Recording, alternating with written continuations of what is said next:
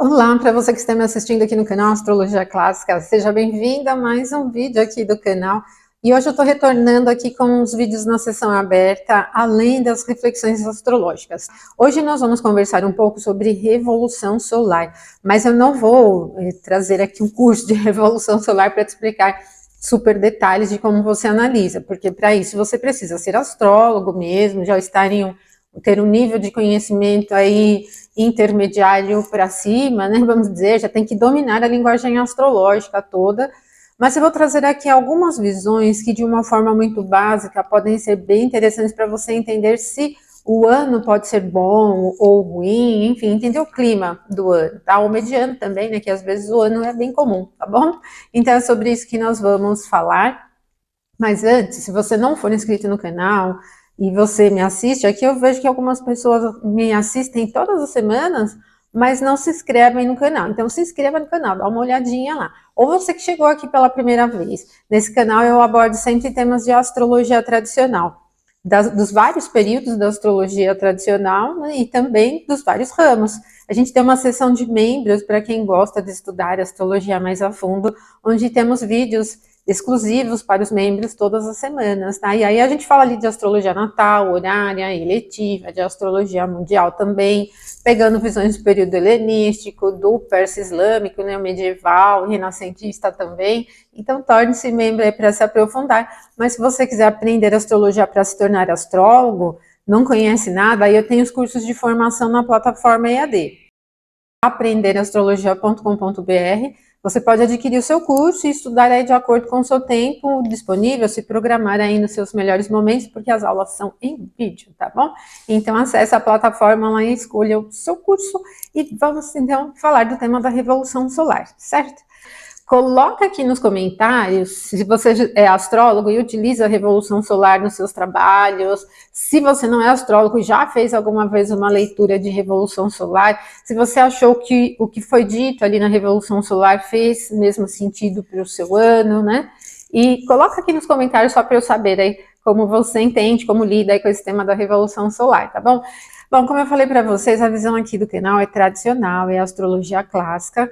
E nessa visão, nós utilizamos os recursos da linguagem astrológica para trabalhar em linhas diferentes do contexto terreno, né? A gente pode usar a linguagem astrológica para entender questões coletivas, relações entre países, dinâmica econômica, política, questões do clima mesmo, né? Ou de eventos geológicos, enfim. A gente tem um outro ramo onde usamos a linguagem astrológica para escolher um determinado momento adequado a alguma atividade que a gente queira realizar, que é o ramo da astrologia eletiva. Temos o ramo da astrologia horária, que é mais oracular, tem a astrologia médica, a astrologia mágica, mas o mais popular mesmo é o ramo da astrologia natal. Na astrologia natal, como o próprio nome já diz, natal, nós investigamos, buscamos entender e compreender as promessas da vida de uma pessoa que nós chamamos de nativo na astrologia tradicional. Então nós queremos entender como a vida do nativo flui, né? Quais são as probabilidades de ocorrências. Aqui na astrologia natal, o mais importante é o famoso mapa astral, né? Que também é conhecido como mapa natal ou carta natal, onde a gente entende as principais promessas da vida do nativo, no sentido de comportamento, habilidades, vocações, dificuldades de comportamento, né, tendências também, né, de ser da pessoa, como das probabilidades, ocorrências da vida em cada uma das áreas, né, o que a vida promete. Mas o mapa natal, ele indica tudo de mais importante que pode acontecer na vida inteira, do primeiro ao último suspiro. Então, essas promessas não são vividas pelo nativo todas ao mesmo tempo, elas vão se desenrolando, né, ao longo da linha de tempo de vida daquele nativo. E quando a gente quer fechar o olhar, então, em uma época específica, um período específico de vida, existem vários recursos para a gente utilizar, tá? Você pode fazer um trabalho conciliando recursos técnicas, ou pode usar uma só para conseguir entender o período. A gente costuma dizer que essas são as técnicas de previsões, mas o próprio mapa natal já é preditivo também. Tendo nesse ramo aqui de técnicas preditivas, de cronocracia, nós vamos olhar para algumas, né? Uma muito popular e que inclusive para a astrologia moderna também é muito popular, é a técnica ou o estudo da revolução solar, do mapa anual. Então, quais são os nomes que a gente tem? Revolução solar, retorno solar, mapa anual, mapa do aniversário, né? Atualização do horóscopo, como eles diziam lá no período helenístico. Lá no passado, essas nomenclaturas para as técnicas não existiam, então cada astrólogo meio que se referia à sua maneira, né, para esses estudos, tá? Mas a Revolução Solar, como nós conhecemos hoje, é uma carta anual, um mapa anual, que nós calculamos a partir da posição do Sol no mapa natal, tá? Então, por questão do movimento de translação da Terra, a cada 365 dias e pouquinho, o Sol volta à posição que ele estava no momento do nascimento, tá? Mesmo que a gente saiba que o modelo científico é heliocêntrico, mas na astrologia o que interessa para nós é o ponto de vista de uma determinada coordenada, de um determinado local. Então, quando você está naquele local dentro da Terra, a impressão que a gente tem é que o céu vai se movimentando. Para você fazer um trabalho de visualização de estrelas no céu, fotografia, né? Você vai ter essa observação, né? Você vai localizar os astros a partir da sua posição. Está falando aqui de movimento de translação da Terra mesmo. Isso quer dizer que a cada 365 dias, pouquinho, a gente tem uma dinâmica nova, né? Então, quando o Sol retorna a esse ponto que ele estava na carta natal, a gente desenha o mapa, calcula o mapa, levanta o mapa, todos esses termos também são usados para isso, e vamos entender quais são as tendências daquele ano de vida, tá? Na astrologia tradicional existem outras técnicas, outros estudos também que servem para você analisar o período anual, mas falando de revolução solar. A revolução solar, então, é uma carta que você vai calcular para aquele momento que o Sol volta à mesma posição que ele estava no momento do nascimento e vai te trazer a constituição da carta astrológica comum. Tem todas as casas, todos os planetas, os luminares, os aspectos e etc, certo?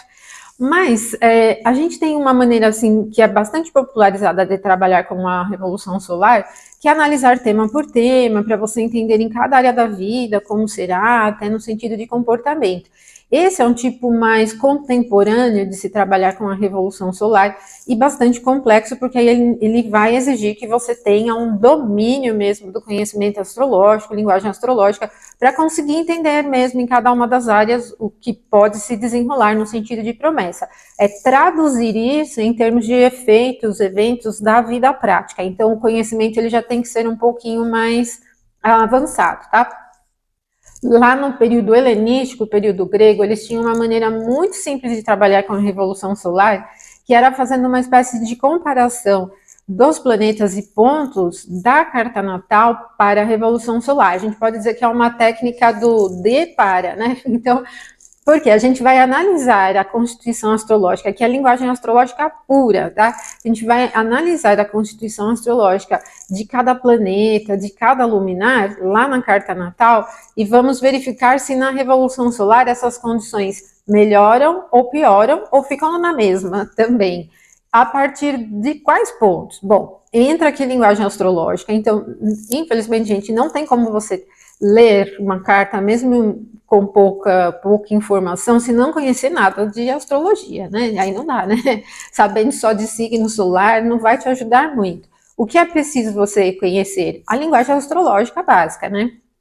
Tradicionalmente, a gente vai precisar saber as qualidades primitivas da natureza que formam as triplicidades dos elementos, né? Para você conseguir entender, né, se um planeta lá na carta natal, por exemplo, está em um signo frio e úmido, que é um signo da água, e na revolução solar ele está num signo da Terra, que é frio e seco, muda um pouco a maneira como esse planeta vai significar, né, os assuntos dele durante esse período, tá? Então precisa conhecer qualidades primitivas da natureza que compõem as triplicidades dos elementos zodiacais e dos próprios planetas, porque na astrologia tradicional, os planetas também são compostos dessas qualidades, né, o que formam os elementos.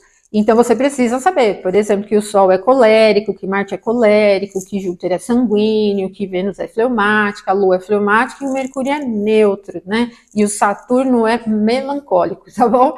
Então você vai precisar saber disso.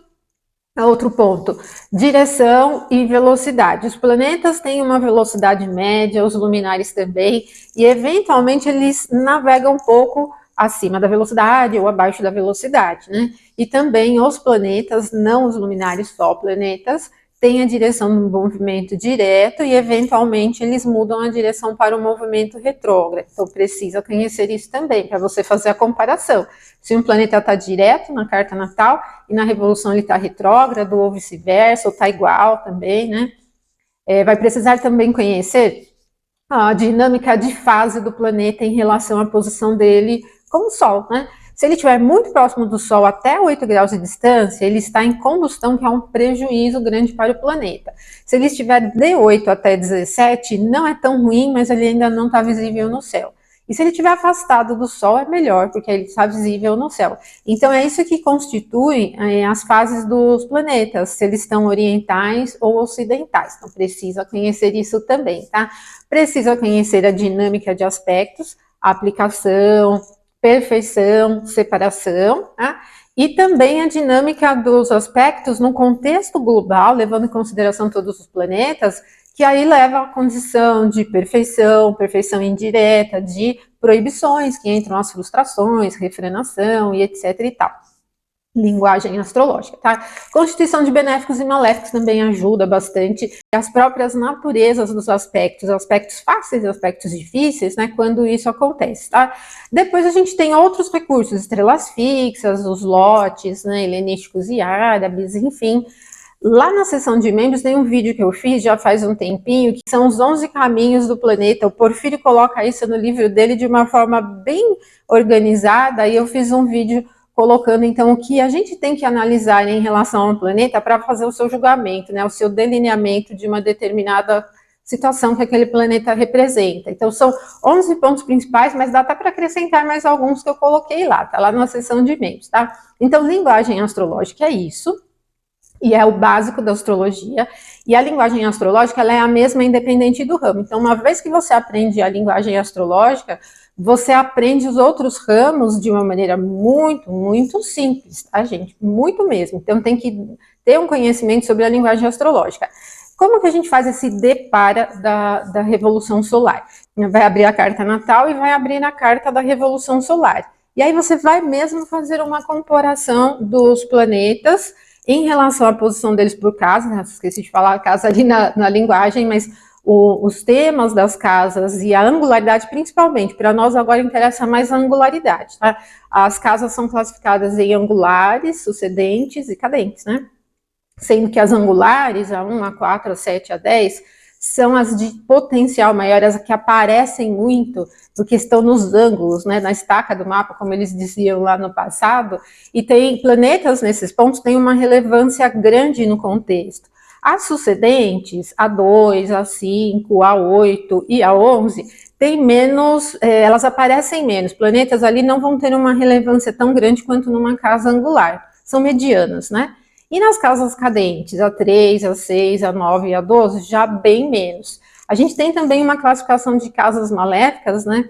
A 6, a 8 e a 12, que são bem tensas, mesmo que a 8 seja sucedente, mas porque um planeta ali não forma um aspecto maior com o grau do ascendente, são casas disjuntas, né, que a gente diz, são consideradas como casas de temas difíceis, tá? Mas por que a gente precisa saber disso? Porque aí você vai pegar planeta por planeta, regente do ascendente, principalmente, lá da carta natal, e vai comparar se a condição dele lá no mapa natal melhora ou piora na revolução solar. Então, você vai pegar lá o regente do ascendente para entender as questões físicas, as motivações daquele período de um ano. Imagine que o regente do ascendente, lá na carta natal, está numa casa cadente, está na casa 9, por exemplo, tá? Não é uma casa maléfica, é uma casa de temas bons, e na Revolução Solar ele já está angular, está lá conjunto com o meio do céu. Então isso dá um upgrade ali para o planeta regente do ascendente. Melhora a condição porque ele sai de uma casa cadente e vai para uma casa angular. Imagine que esse planeta, lá na carta natal, está mediano ali em termos de dignidades e debilidades essenciais, tá? Não está num signo que ele tem domicílio, nem exaltação, mas ele rege a triplicidade, está no próprio termo, está numa condição mediana. Mas aí na Revolução Solar, além dele estar conjunto ao meio do céu, ele já está em um signo onde ele tem domicílio, então ele ganhou mais uns pontinhos aí, se comparar com a carta natal, tá? melhorando bem o quadro dele, tá? Imagina também que esse planeta lá no mapa natal tinha algum aspecto com o planeta maléfico, uma quadratura, mas na Revolução Solar ele não tem. Tem um aspecto com Mercúrio, que é neutro, por exemplo, né? Não é nem benéfico nem maléfico. Então aqui ficou um pouquinho melhor, né? Tipo, não melhorou tanto, né? Mas tirou aquela atrapalhação de um aspecto adverso, né? Difícil como maléfico. Então, esse planeta, quando a gente faz o nosso julgamento de toda a constituição aí do planeta, levando em consideração a linguagem astrológica, a gente vê que ele melhorou um pouco em relação à configuração dele natal para a Revolução Solar. Então, todos os temas que aquele planeta rege, além de ser o regente do ascendente, os seus temas naturais, vamos pensar assim que seja Marte, por exemplo. Então, Marte é um planeta que tem uma característica de iniciativa, de realização prática, construção, produção, né?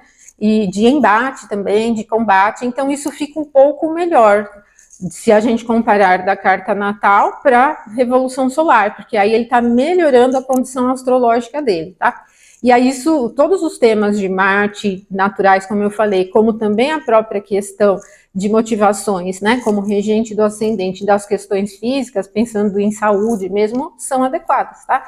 E aí a gente vai fazendo isso com tudo, pega todos os planetas e observa se eles melhoram ou pioram em comparação da carta natal para a carta anual. Esse tipo de estudo é um estudo preliminar para depois, quando você tiver um conhecimento bem avançado, você fazer os delineamentos de cada um dos temas para o período de um ano, que aí já é uma visão um pouco mais contemporânea, né? Mas se você entender que o planeta melhora as condições dele, comparando a condição natal para a anual, significa que o ano é mais fácil naqueles assuntos, tá? Se ele piora, se lá no mapa natal ele estava angular em aspecto de trígono com Júpiter, que é o grande benéfico, tinha dignidade essencial, estava forte, e na Revolução Solar ele já não está tão bem. Então, aqueles temas que ele rege já não tendem a ser tão fáceis, tá? Agora, gente, o importante para a realização das promessas mais significativas da vida é quando no mapa anual a gente tem uma repetição de condição da carta natal. Então, se lá na carta natal eu tenho o planeta que eu estou analisando lá, o regente do ascendente, angular, em dignidade essencial, em aspecto com benéfico, e na Revolução Solar ele repete isso, mesmo que não seja no mesmo signo. Imagina assim, que no mapa natal ele está no domicílio dele, mas na Revolução Solar ele está na exaltação, por exemplo, mas ele está angular e continua tendo um aspecto com benéfico. Então, esse ano pode ter uma relevância grande em assuntos marcantes da vida, porque está como se fosse o período da realização daquela promessa expressa na carta natal. E a gente tem que levar em consideração que quando a gente faz uma análise anual, de Revolução Solar ou até de outras técnicas, nem todos os anos trazem efeitos, indicações tão profundas da vida. A gente tem anos que as coisas não são tão marcantes, são anos assim que a gente está levando a vida sem projetos tão audaciosos, tal. Pode até não ser um ano parado, mas não é aquele ano de grande relevância para a vida no contexto global, né? Não acontecem tantas coisas marcantes, tá?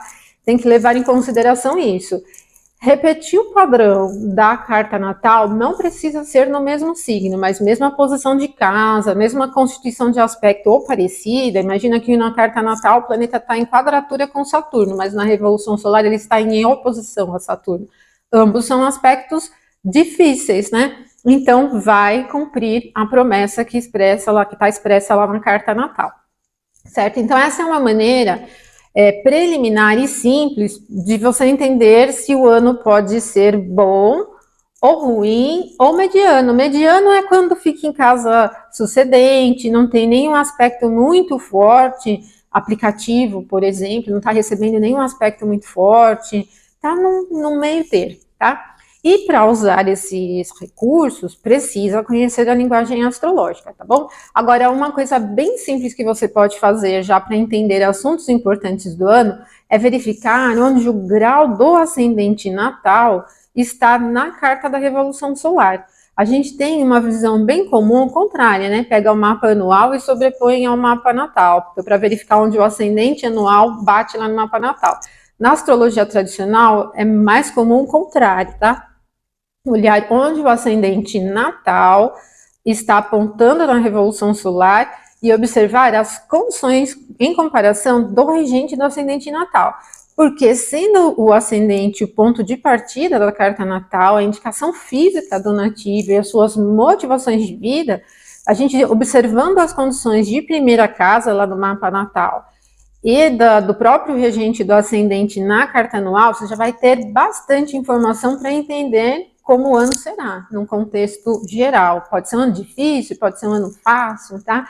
Mas lembre-se que os anos mais marcantes são aqueles em que há uma repetição de padrões importantes que já são expressos lá na carta natal, tá bom? Então aqui mais uma visão para vocês entenderem, começarem, né, a entender a revolução solar, que necessita somente da linguagem astrológica. Aqui eu não estou nem fazendo delineamento, a gente não vai nem fazer um delineamento aqui do que pode vir a acontecer, é entender se o ano pode ser melhor, pior ou mais ou menos, em termos de significados comuns dos planetas aí das casas, né? Depois você, se tiver um conhecimento mais avançado de astrologia, pode aprofundar aí nos temas, tá bom?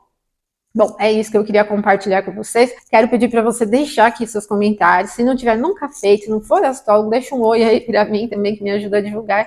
E se puder curtir o vídeo, compartilhar com seus amigos, também vou agradecer bastante, tá? Um abraço forte para vocês. Até o nosso próximo vídeo, então. Até mais.